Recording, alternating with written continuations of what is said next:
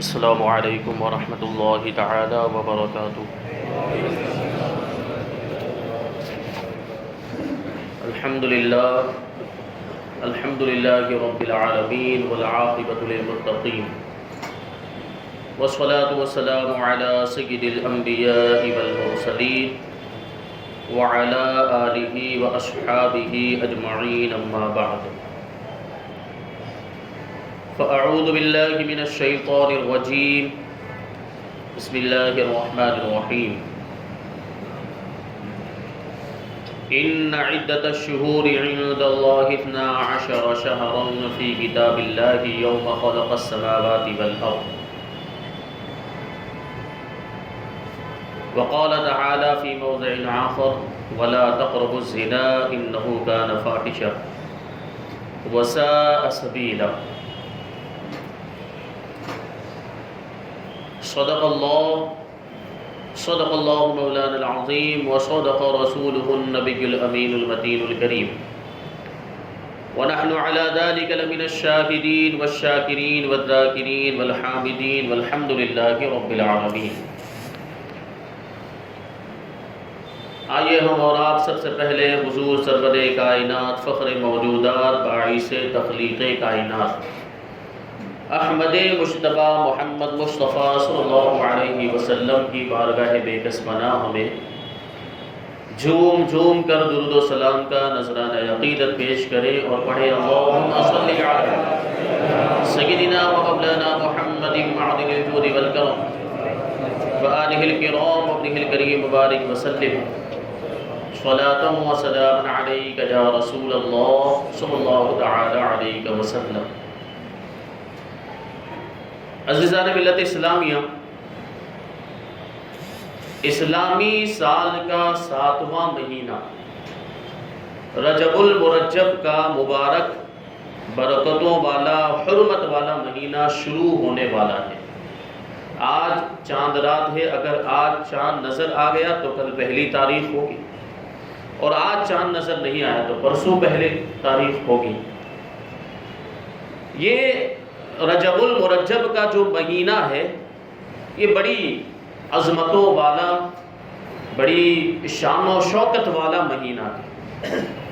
اللہ تبارک و تعالی قرآن مجید کے اندر ارشاد فرماتا ہے ان عدۃ الشہور عند اللہ 12 شہرا فی کتاب اللہ یوم خلق السماوات والارض، کہ بے شک مہینوں کی گنتی اللہ تبارک و تعالی کے نزدیک اللہ کی کتاب میں 12 ہے، یعنی 12 مہینے اللہ تبارک و تعالیٰ کے نزدیک جس دن سے اس نے زمین کو اور آسمانوں کو پیدا کیا ہے، منہا اربعۃ حرم، اور ان 12 مہینوں میں 4 مہینے ایسے ہیں جو حرمت والے، عزت والے مہینے۔ وہ 4 مہینوں میں 3 مہینے تو پے در پہ ہیں، وہ کون سے ہیں؟ وہ 3 مہینے، ایک ہے ذی قعدہ کا مہینہ، یہ بھی حرمت والا مہینہ ہے، ایک ہے ذی الحجہ کا مہینہ، یہ بھی حرمت والا مہینہ، پھر اس کے بعد محرم الحرام کا مہینہ، یہ بھی حرمت والا مہینہ ہے، اور ایک ہے جو الگ ہے وہ ہے رجب المرجب کا مہینہ، یہ بھی بڑا حرمت والا مہینہ ہے۔ ان مہینوں کو حرمت والا مہینہ اس وجہ سے بھی کہا جاتا ہے کہ زمانہ جاہلیت میں لوگ ان کی بڑی تعظیم کیا کرتے تھے، ان 4 مہینوں کی ان کا بڑا احترام کیا کرتے تھے، اور ان مہینوں کے اندر جنگ و جدال کرنے کو، لڑائی جھگڑا کرنے کو ناجائز اور حرام سمجھا کرتے تھے۔ عربوں کے اندر معاملہ یہ تھا کہ بڑی لمبی لمبی جنگیں ہوا کرتی تھی، مہینوں مہینوں تک جنگیں چلتی تھی، سالوں سال جنگیں چلا کرتی تھی، لیکن جب ان جنگوں کے جاری رہنے کے درمیان یہ حرمت والے مہینے آ جاتے تھے تو وہ جنگ کو چھوڑ دیا کرتے تھے، ہتھیار رکھ دیا کرتے تھے، جنگ بندی کا اعلان ہو جاتا، اور جب یہ حرمت والے مہینے گزر جایا کرتے تھے تو پھر سے جنگ کرنا شروع کر دیتے۔ یعنی زمانہ جاہلیت میں بھی لوگ ان مہینوں کا احترام کیا کرتے تھے، اللہ تبارک و تعالیٰ نے اسلام کے آنے کے بعد، اسلام کا سورج طلوع ہونے کے بعد بھی ان مہینوں کی عزت کو باقی رکھا ہے اور ان کی حرمت کو باقی رکھا ہے۔ اور اب ان کا احترام یہ ہے، ان 4 مہینوں کا احترام یہ ہے کہ ان مہینوں میں گناہوں سے بچا جائے، ان مہینوں میں زیادہ سے زیادہ نیکیاں کی جائے، اللہ کی نافرمانی سے بچا جائے اور اللہ کی فرما برداری کے کام کیے جائیں، کیونکہ ان مہینوں کے اندر خاص طور پر اللہ تبارک و تعالیٰ کی رحمتوں کا نزول ہوتا ہے، ان مہینوں کے اندر عبادتوں کا ثواب بڑھا دیا جاتا ہے، ان مہینوں کے اندر برکتیں نازل ہوتی ہیں، ان 4 مہینوں کے اندر خاص طور پر دعائیں قبول کی جاتی ہے، عبادتیں قبول کی جاتی ہیں۔ تو دوسرے مہینوں میں بھی ہمیں گناہوں سے بچنا ہے۔ اس کا مطلب یہ نہیں کہ صرف انہی 4 مہینوں میں نافرمانی سے بچنا، گناہوں سے بچنا ہے، نہیں، سارے مہینوں میں ہمیں گناہوں سے بچنا ہے اور اللہ کی فرما برداری کے کام کرنے ہیں، لیکن ان 4 مہینوں کی خاص عظمت ہے اور اللہ تبارک و تعالیٰ نے ان 4 مہینوں کو خاص طور پر عزت عطا فرمائی ہے۔ انہی میں سے ایک مہینہ رجب المرجب کا مہینہ ہے۔ رجب کو رجب اس وجہ سے کہا جاتا ہے کہ رجب یہ ترجیب سے بنا ہے، اور ترجیب کا مطلب ہوتا ہے تعظیم و تکریم، کیونکہ اس مہینے کو اللہ تبارک و تعالیٰ نے تعظیم اور تکریم عطا فرمائی ہے، اس مہینے کو عزت اور حرمت عطا فرمائی ہے، اسی وجہ سے اس کو رجب المرجب بھی کہا جاتا ہے، یعنی تعظیم والا مہینہ، وہ مہینہ جس کی تعظیم کی گئی ہو، جس کی عزت کی گئی ہو۔ یہ بڑا عظمت والا مہینہ، اور اس مہینے کا ایک نام اسم بھی ہے، شہر اسم، یعنی بہرا مہینہ۔ اب مہینہ بہرا کیسے ہو سکتا ہے؟ انسان بہرا ہوتا ہے یا کوئی جاندار ہو وہ بہرا ہو سکتا ہے، مہینہ بہرا کیسے ہو سکتا ہے؟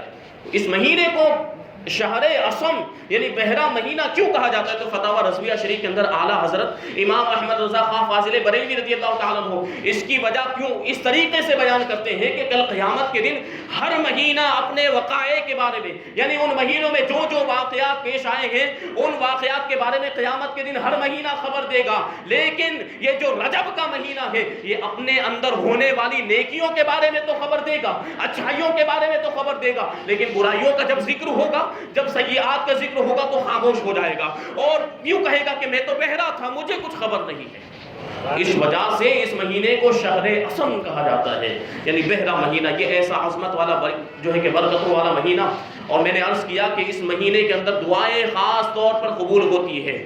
اللہ تبارک و تعالیٰ اس مہینے کے اندر اپنے بندوں کی دعاؤں کو سنتا ہے اور اس مہینے میں ان کی دعائیں رد نہیں کی جاتی ہے، تو ہمیں اس مہینے میں خاص طور پر اپنی دنیا کی بھلائی بھی مانگنی چاہیے اور آخرت کی بھلائی بھی مانگنی چاہیے۔ دیکھیں کیسی دعائیں قبول ہوتی ہے۔ حضرت عبداللہ ابن عباس رضی اللہ تعالیٰ عنہما سے روایت کہتے ہیں کہ میں حضرت امیر المؤمنین فاروق اعظم رضی اللہ تعالیٰ عنہ کے پاس تھا اور آپ لوگوں کو ان کی کیفیات، ان کے طوائف بتا رہے تھے کہ اسی درمیان حضرت امیر المؤمنین فاروق اعظم رضی اللہ تعالیٰ عنہ کے قریب سے ایک لنگڑا اور اندھا آدمی گزرا، اس کے آگے آگے ایک دوسرا آدمی چل رہا تھا جو اس اندھے اور لنگڑے آدمی کو بڑی سختی کے ساتھ گھسیٹتا ہوا لے کر جا رہا تھا۔ تو فاروق اعظم رضی اللہ تعالیٰ عنہ نے ارشاد فرمایا کہ اس سے برا منظر میں نے آج سے پہلے نہیں دیکھا۔ ایک لنگڑا آدمی ہے، ایک نابینا ہے، اندھا ہے، اور دوسرا شخص اس کو اس طریقے سے بے رحمی کے ساتھ گھسیٹے ہوئے لے کر جا رہا ہے۔ فاروق اعظم کو تعجب ہوا، تو وہاں پر جو لوگ موجود تھے ان میں سے ایک شخص نے کہا کہ یا امیر المؤمنین، کیا آپ اس کو جانتے ہیں؟ یہ کون شخص ہے جو اندھا ہے اور بہرا ہے، اندھا اور لنگڑا ہے، آپ اس کو جانتے ہیں؟ تو فاروق اعظم رضی اللہ تعالیٰ عنہ نے لا علمی کا اظہار کیا، نہیں جانتا۔ تو لوگوں نے بتایا کہ یہ ضبغہ سلمی کا بیٹا ہے، جو اندھا اور لنگڑا ہے یہ ضبغہ سلمی کا بیٹا ہے اور اس پر بریق کی پھٹکار پڑی ہوئی ہے۔ تو فاروق اعظم رضی اللہ تعالیٰ عنہ نے ارشاد فرمایا کہ بریق تو ان کا لقب ہے، ان کا نام کیا ہے؟ تو لوگوں نے بتایا کہ ان کا نام ایاز ہے۔ اب فاروق اعظم رضی اللہ تعالیٰ عنہ نے ارشاد فرمایا کہ ایاز کو میرے پاس لاؤ، انہیں میرے پاس حاضر ہونے کا حکم دیا جائے، بلاوا دیا جائے۔ اب جب ایاز حاضر ہو گئے تو حضرت فاروق اعظم رضی اللہ تعالیٰ عنہ نے ارشاد فرمایا کہ مجھے تم اپنا اور بنو ضبغہ کا واقعہ سناؤ، کیا قصہ ہوا ہے اور کیا واقعہ ہے وہ سناؤ۔ تو ایاز کہنے لگے کہ یہ تو زمانہ جاہلیت کا معاملہ ہے جس کا قصہ ختم ہو چکا ہے، اور اللہ تبارک و تعالیٰ نے اپنے فضل و کرم سے اسلام کا سورج طلوع فرما دیا۔ اور حضرت فاروق اعظم رضی اللہ تعالیٰ نے ارشاد فرمایا کہ اللہ تبارک و تعالیٰ مجھے معاف فرمائے، یقیناً اللہ تبارک و تعالیٰ نے ہمیں دین اسلام کے ذریعے عزت عطا فرمائی ہے۔ اب زمانہ جاہلیت کے معاملے میں کسی بھی واقعے کو لے کر گفتگو کرنا ہمارے لیے مناسب نہیں ہے، لیکن پھر بھی تم اپنا اور بنو دبغہ کا یعنی دبغہ کے بیٹوں کا واقعہ مجھے سناؤ، ہو سکتا ہے اس میں کوئی عبرت کی بات ہو، لوگ اس سے سبق حاصل کریں۔ تو فاروق اعظم رضی اللہ تعالیٰ عنہ نے ان سے اصرار کیا کہ نہیں، آپ اپنا واقعہ سنائیں اور دبغہ کے بیٹوں کا، اس کے لڑکوں کا واقعہ سنائیں۔ تو اب ایاز نے اپنا واقعہ سناتے ہوئے کہا کہ دبغہ کے 10 بیٹے تھے اور میں ان کا چچا زاد بھائی تھا۔ معاملہ یہ تھا کہ میں ان کے پڑوس میں رہا کرتا تھا، اور یہ جو دبغہ کے جو 10 بیٹے تھے یہ میرے سب سے زیادہ قریبی رشتہ دار تھے، میری قوم میں میرے سب سے زیادہ قریبی رشتہ دار تھے، لیکن ان کا معاملہ یہ تھا کہ یہ مجھ پر ظلم و ستم کیا کرتے تھے، میرا مال ناحق چھین لیا کرتے تھے، مجھے ستایا کرتے، پریشان کیا کرتے تھے، اور میں ان کو خدا کا خوف دلاتا اور انہیں ہمسائیگی رشتہ داری کے واسطے دیتا، لیکن یہ واسطے دینا بھی ان کے ہاتھ کو نہیں روک پایا ظلم سے، اس کے باوجود وہ مجھ پر ظلم کرتے رہے۔ میں نے انہیں خدا کا واسطہ دیا، خدا کا خوف دلایا، رشتہ داری کا واسطہ دیا، لیکن اس کے باوجود وہ مجھ پر ظلم کرنے سے باز نہیں آئے، انہوں نے اپنے ہاتھ کو یہ ظلم کے کام سے نہیں روکا، آخرکار میں نے مجبور ہو کر انہیں اپنی حالت پر چھوڑ دیا۔ لیکن جب رجب المرجب کا حرمت والا مہینہ آیا تو میں نے اپنے دونوں ہاتھوں کو آسمان کی طرف اٹھایا اور اللہ تبارک و تعالیٰ کی بارگاہ میں عرض کیا، اے میرے پروردگار، میں دل کی گہرائی کے ساتھ تجھ سے دعا کرتا ہوں کہ دبغہ کے 10 بیٹوں میں سے ایک بیٹے کو چھوڑ کر 9 بیٹوں کو ہلاک فرما دے، اور جو ایک بچ جائے، جو باقی کا ایک ہے، اس کو اندھا کر دے اور اس کو لنگڑا کر دے، اور اس پر ایسا شخص مسلط کر دے، ایک ایسا آدمی ہو جو اسے سختی کے ساتھ گھسیٹتا ہوا ادھر سے ادھر لے کر گھومتا پھرتا رہے۔ چنانچہ ایاز نے جو دعا کی تھی یہ دعا ایسی قبول ہوئی ماہ رجب المرجب کی برکت سے کہ اللہ تبارک و تعالیٰ نے دبغہ کے بیٹوں میں سے 9 افراد کو ہلاک کر دیا، اور جو ایک بچا تھا وہ اندھا ہو گیا اور اس کے پاؤں مفلوج ہو گئے، یعنی لنگڑا بھی ہو گیا۔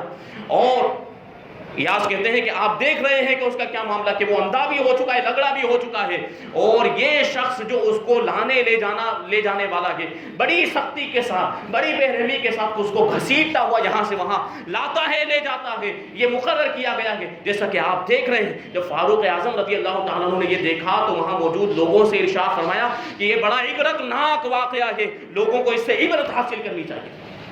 ایک تو عبرت حاصل کرنے کا مقام یہ ہے کہ ظلم نہیں کرنا چاہیے۔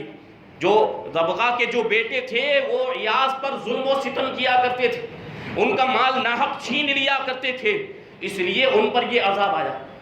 تو جو لوگ ظلم کیا کرتے ہیں، جو ظالم ہیں، جو اپنے ماتحتوں پر ظلم کرتے ہیں، جیسے مالک ہوتا ہے اپنے غلاموں پر ظلم کرتا ہے، سیٹھ لوگ اپنے نوکروں پر ظلم کرتے ہیں، کبھی شوہر اپنی بیوی پر ظلم کرتا ہے، کبھی اولاد اپنے ماں باپ پر ظلم کیا کرتی، کبھی بادشاہ اپنی رعایا پر ظلم کرتے ہیں۔ تو یہ جو ظلم کرنے والے ہیں ان کو اس واقعے سے سبق حاصل کرنا چاہیے کہ ظالم جب اللہ تبارک و تعالیٰ کی بارگاہ میں ہاتھ اٹھا کر دعا کرتا ہے تو اس کی دعا کو رد نہیں کیا جاتا اور ظالم کو تباہ و برباد کر دیا جاتا ہے۔ اللہ کے رسول صلی اللہ علیہ وسلم ارشاد فرماتے کہ اتقوا دعوت المظلوم فإنها ليس بينها وبين الله حجاب، کہ مظلوم کی بد دعا سے بچو کیونکہ اس کی بد دعا اور اللہ کے درمیان کوئی پردہ اور کوئی حجاب نہیں ہوتا ہے۔ جب وہ بد دعا کرتا ہے تو اس کی دعا قبول ہو جایا کرتی ہے اور اس کے بدلے میں ظالم کو ہلاک و برباد کر دیا جاتا ہے۔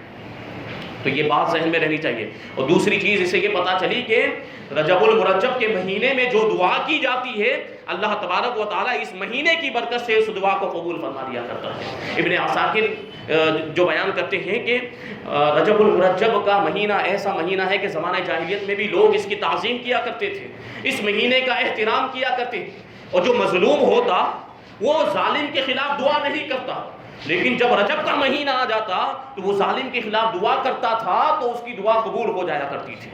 یہ جو ہے کہ رجب المرجب کی برکتیں، اور رجب المرجب ایسا مہینہ ہے جس کو اللہ تبارک و تعالیٰ نے بے شمار عظمتیں عطا فرمائی۔ حضرت عبداللہ ابن عمر رضی اللہ تعالیٰ عنہ سے روایت ہے کہ 5 راتیں ایسی ہیں جن میں دعائیں رد نہیں کی جاتی۔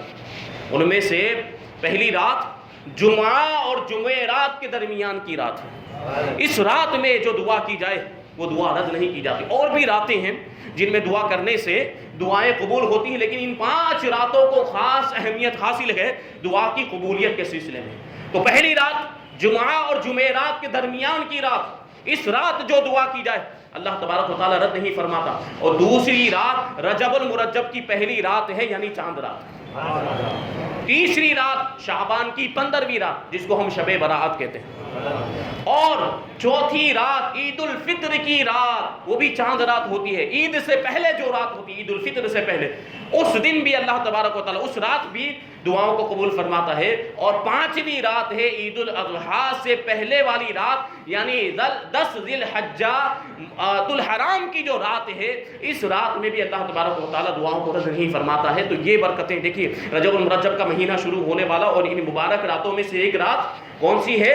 رجب المرجب کی پہلی رات ہے. تو اس رات کا ہمیں اہتمام کرنا ہے اور اس رات میں خاص ہمیں اپنی دنیا اور آخرت کی بھلائیوں کے لیے دعائیں کرنی. بولو کریں گے انشاءاللہ. اللہ تبارک و تعالی ہمیں دنیا اور آخرت کی برکتیں عطا فرمائے، دنیا اور آخرت کی ترقیاں، عزتیں، کامیابیاں عطا فرمائے. تو یہ شان ہے رجب المرجب کے مہینے کی. تو اس میں عبادتیں خاص طور پر کرنی چاہیے. مشہور تابعی بزرگ حضرت قتادہ رضی اللہ تعالیٰ عنہ فرماتے ہیں کہ العمل الصالح اعظم اجرا فی الاشہر الحرم، کہ حرمت والے مہینے جو ہیں، جو 4 مہینے میں نے ذکر کیے، حرمت والے مہینوں کے اندر نیکیوں کا جو اجر و ثواب ہے وہ بڑھا دیا جاتا ہے، اجر و ثواب میں اضافہ ہو جاتا ہے.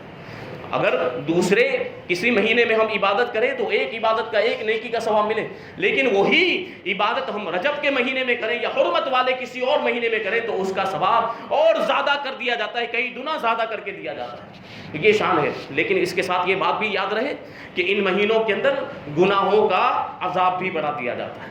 تو گناہ بھی نہیں کرنے ہیں اور زیادہ سے زیادہ نیکیوں کے کام کرنے ہیں. اور ان مہینوں کے اندر روزہ رکھنے کی بھی بڑی فضیلت ہے. اللہ کے رسول صلی اللہ علیہ وسلم ارشاد فرماتے ہیں، حضرت انس رضی اللہ تعالیٰ عنہ سے روایت ہے، آقا نے ارشاد فرمایا کہ جو حرمت والے مہینوں کے اندر جمعرات، جمعہ اور ہفتہ کا روزہ رکھے، یعنی سنیچر کا، جمعرات، جمعہ اور سنیچر کے روزے رکھے تو اس شخص کے لیے 700 سال کی عبادت کے برابر ثواب لکھا جاتا ہے. یہ شان. ایک صحابیہ مجیبہ باہلی روایت کرتی ہیں اپنے والد کے بارے میں یا اپنے چچا کے بارے میں کہ وہ اللہ کے رسول صلی اللہ علیہ وسلم کی بارگاہ میں حاضر ہوئے، ملاقات کی اور واپس چلے گئے. پھر 1 سال کے بعد وہ واپس اللہ کے رسول صلی اللہ علیہ وسلم کی بارگاہ میں حاضر ہوئے تو بہت زیادہ کمزور ہو چکے تھے، پتلے دبلے ہو چکے تھے. اور آنے کے بعد عرض کرتے ہیں، یا رسول اللہ کیا آپ نے مجھے پہچانا؟ تو اللہ کے رسول صلی اللہ علیہ وسلم نے ارشاد فرمایا، نہیں، تم کون ہو؟ تو وہ کہنے لگے کہ میں باہلی ہوں، میں 1 سال پہلے آپ سے ملاقات کر کے گیا. تو اللہ کے رسول صلی اللہ علیہ وسلم نے ارشاد فرمایا کہ تمہاری یہ ایسی حالت کیسے ہو گئی؟ تم اتنے کمزور کیسے ہو گئے؟ تم تو طاقتور تھے، تمہارا جسم تو مضبوط تھا، تم اتنے کمزور کیسے ہو گئے؟ تو وہ باہلی کہتے ہیں کہ میں روزانہ پابندی کے ساتھ دن میں روزہ رکھا کرتا ہوں اور رات کو صرف کھانا کھاتا ہوں. تو اللہ کے رسول صلی اللہ علیہ وسلم نے ارشاد فرمایا کہ تم اپنی جان پر ظلم مت کرو، اپنی جان کو تکلیف میں مت ڈالو.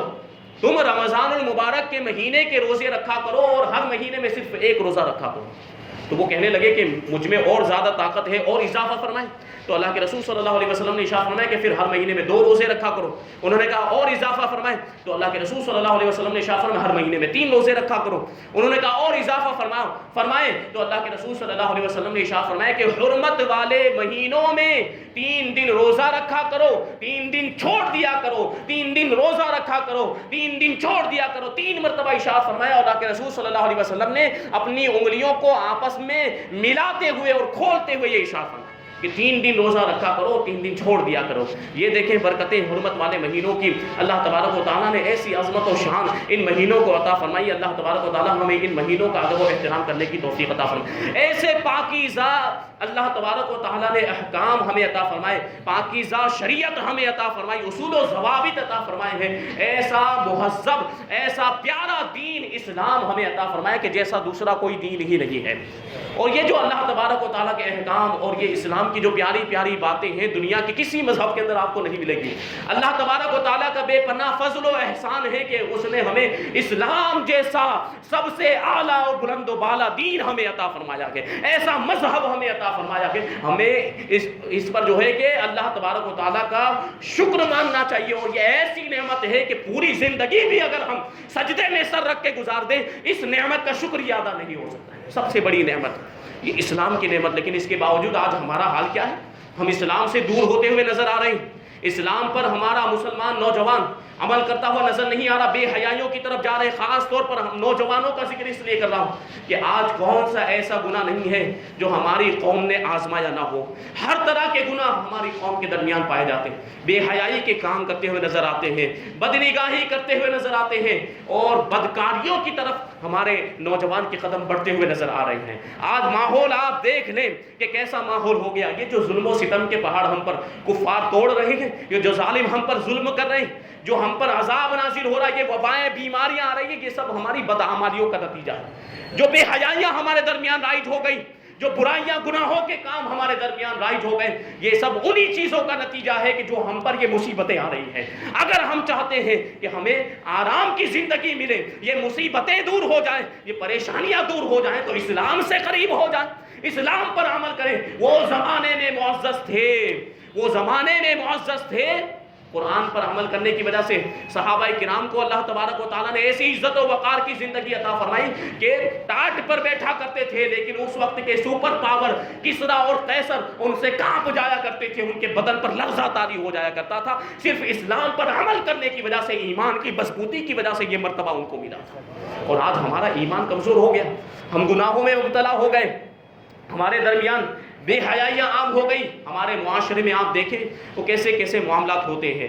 یہ آج 12 تاریخ ہے فروری کی، آپ جانتے ہیں کہ اسی مہینے کی 14 تاریخ کو ایک دن آتا ہے جس دن یہ لوگ ویلنٹائن ڈے مناتے ہیں۔ ویسے تو سب دن اللہ تبارک و تعالیٰ کے، سارے دنوں میں ہمیں اللہ تبارک و تعالیٰ کی فرما برداری کرنی ہے اور گناہوں سے بچنا ہے، لیکن دیکھیں 14 فروری کو ویلنٹائن ڈے منایا جاتا ہے۔ یہ بے حیائی والا دن ہے، اسے محبت کا دن کہا جاتا ہے۔ یہ محبت کا دن نہیں ہے، یہ تو زناکاری کا دن ہے، یہ بدکاری کا دن ہے، بے حیائی بدنگاہی کا دن ہے، یہ گناہوں کا دن ہے۔ اس میں کیسے کیسے گناہ ہوتے ہیں جو لوگوں سے پوشیدہ نہیں۔ یہ آپ غور کریں، یہ آپ کو بتاؤں کہ اس دن کی شروعات کیسے ہوئی۔ اس کی بنیاد ہی بے حیائی پر، اس دن کی ویلنٹائن ڈے کی بنیاد ہی زناکاری اور بدکاری پر گئی۔ یہ ویلنٹائن ایک پادری تھا، 3 صدی عیسوی کے اندر ایک پادری تھا جس کا نام ویلنٹائن تھا، جو رومی بادشاہ کلوڈیس ثانی کے دور میں اس کے زیر حکومت رہا کرتا تھا۔ تو اس نے بادشاہ کے خلاف کوئی کام کیا ہوگا، کیونکہ یہ جو پادری تھا یہ عیسائی تھا اور وہ بادشاہ جو تھا وہ رومی تھا، دونوں کا مذہب الگ الگ تھا۔ تو ویلنٹائن نے کوئی بادشاہ کی نافرمانی کی تو بادشاہ نے حکم جاری کیا کہ ویلنٹائن پادری کو جیل میں ڈال دیا جائے۔ اب ویلنٹائن پادری جیل میں، تو جیل کا جو جیلر تھا اس کی لڑکی جیل میں آیا جایا کرتی تھی۔ اب معاملہ یہ ہو گیا کہ ویلنٹائن کا دل اس جیلر کی بیٹی پر آ گیا، دونوں کا معاشقہ چالو ہو گیا۔ اب معاملہ یہ آگے اور بڑھا کہ وہ جو جیلر کی بیٹی تھی لڑکی، وہ روزانہ ایک سرخ گلاب لے کر، سرخ لال رنگ کا پھول لے کر اس سے ملاقات کرنے کے لیے روزانہ جیل میں آیا کرتی تھی۔ یہ آخرکار معاملہ تو لوگوں کے سامنے آنا تھا، ظاہر ہو گیا، بادشاہ کو بھی پتا چل گیا کہ اس کو جیل میں ڈالنے کے باوجود بھی وہ سدھرا نہیں ہے، اور جیلر کی بیٹی کے ساتھ اس نے معاشقہ کر لیا آگے، اور اس کے ساتھ ملاقاتوں کا سلسلہ شروع ہو گیا۔ تو اس نے حکم جاری کر دیا کہ پادری کو پھانسی دے دی جائے، ویلنٹائن کو پھانسی دے دی جائے۔ اب ادھر جب ویلنٹائن کو پتا چلا کہ بادشاہ نے مجھے پھانسی دینے کا حکم جاری کیا ہے، تو اس نے ارادہ کیا کہ یہ آخری لمحات اپنی معشوقہ کے ساتھ گزارے۔ تو اس لیے کہ یہ ملاقات کا موقع اسے مل جائے، اس نے ایک کارڈ لکھا، اس میں ملاقات کی خواہش ظاہر کی، اور اس میں لکھا اپنی معشوقہ کے نام، اور آخر میں لکھا کہ ویلنٹائن کی طرف سے، اور یہ جو خط اس نے روانہ کر دیا۔ پھر ان کے درمیان ملاقات ہوئی، وہ بے حیائی اور زناکاری کے کام ہوئے۔ آخرکار 14 فروری کو ویلنٹائن کو پھانسی دے دی گئی، اور اسی دن کو آج یہ لوگ محبت کے دن کے طور پر مناتے ہیں۔ یہ محبت کا دن نہیں ہے، یہ بے حیائی کا دن ہے۔ اسی تعلق سے ایک اور واقعہ بھی اس طریقے سے ملتا ہے، روایتوں کا فرق ہوتا ہے، بیان کرنے والوں کا فرق ہوتا ہے الگ الگ۔ یہ ویلنٹائن پادری، اس کا وجود تو مسلم ہے، یہ 3 صدی عیسوی کا آدمی تھا، اور یہ عیسائی پادری تھا۔ اور عیسائی مذہب میں یہ قانون ہے کہ جو پادری ہوتے ہیں، جو چرچ کے جو فادر ہوتے ہیں، وہ نکاح نہیں کر سکتے، وہ شادی نہیں کر سکتے، ان کے مذہب میں یہ قانون ہے۔ لیکن ہوا کیا، وہ چرچ میں رہتا تھا، ویلنٹائن نام کا پادری، اسے ایک نن کے ساتھ، جو پادری جو راہبہ ہوا کرتی ہے، جو چرچ کے اندر جو نن ہوا کرتی ہے، اس کے ساتھ عشق ہو گیا، اس پر اس کا دل آ گیا، اس کے زلف کا یہ اسیر ہو گیا۔ اب چونکہ معاملہ یہ تھا کہ ان کے مذہب کے اندر شادی نہیں ہو سکتی، وہ شادی تو کر نہیں سکتا تھا، اور جسمانی خواہشات کا، نفسانی خواہشات کا معاملہ بھی تھا، تو اس نے کسی طریقے سے اپنی معشوقہ کو بہلایا پھسلایا، اور ایک بار اس کو بلانے کے بعد کہنے لگا کہ مجھے خواب میں بتایا گیا ہے کہ 14 فروری کے دن اگر ہم جسمانی تعلق قائم کر لیتے ہیں تو ہم پر کوئی گناہ نہیں ہوگا، ہمارا کوئی مواخذہ نہیں ہوگا۔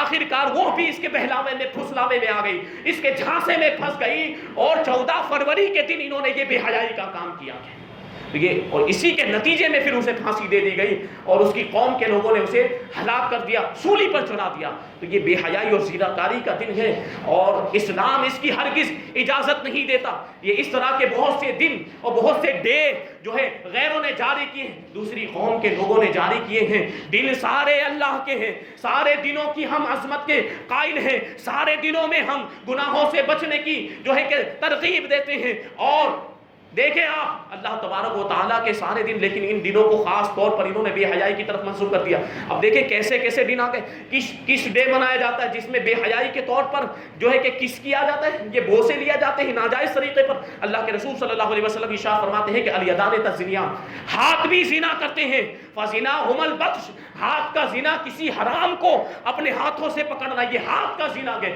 اور پاؤں بھی زنا کرتے ہیں، اور پاؤں کا زنا یہ ہے کہ ان پاؤں کے ذریعے حرام کی طرف بڑھ کر جانا، اور منہ بھی زنا کرتا ہے، اور منہ کا زنا یہ ہے ناجائز طور پر کسی کا بوسہ لینا ہے۔ یہ اللہ کے رسول صلی اللہ علیہ وسلم نے ارشاد فرمایا۔ تو یہ سب بے حیائی کے کام ہو رہے ہیں۔ آقا ارشاد فرماتے ہیں کہ لعن اللہ الناظر والمنظور الیہ، کہ اللہ تبارک و تعالیٰ کی لعنت ہے اس پر بھی جو ناجائز طریقے پر کسی اجنبیہ کو دیکھے، کسی نامحرم کو دیکھے، اور اللہ کی لعنت اس پر بھی ہے جو بغیر عذر شرعی کے اپنے آپ کو دکھائے۔ اس دن یہی سب بے حیائی کے کام ہوتے ہیں۔ آقا ارشاد فرماتے ہیں کہ 2 قومیں ایسی ہیں جن کو میں نے ابھی تک دیکھا نہیں، یعنی اللہ کے رسول صلی اللہ علیہ وسلم کے زمانے میں یہ لوگ موجود نہیں تھے، آئندہ زمانے میں ہونے والے تھے، ان کے بارے میں اللہ کے رسول ارشاد فرماتے ہیں کہ ایک قوم وہ ہے جن کے پاس گائے کی پونچھ کی طرح سوٹے ہوں گے، چابک ہوں گے، کوڑے ہوں گے، جس کے ذریعے سے وہ لوگوں کو ماریں گے، یعنی ظلم و ستم کریں گے۔ اور دوسری قوم وہ عورتیں ہیں جو کپڑے پہننے کے باوجود ننگی ہوگی۔ آج ہم یہ دیکھتے ہیں کہ کپڑے ایسے آ گئے ہیں جو ایک تو چھوٹے چھوٹے کپڑے ہیں جس سے جسم ظاہر ہوتا ہے، اور اگر کپڑے پورے بھی ہیں تو اتنے چست ہیں، اتنے تنگ ہیں کہ سارے جسم کے اعضاء نظر آتے ہیں، جسم کا آکار نظر آتا ہے۔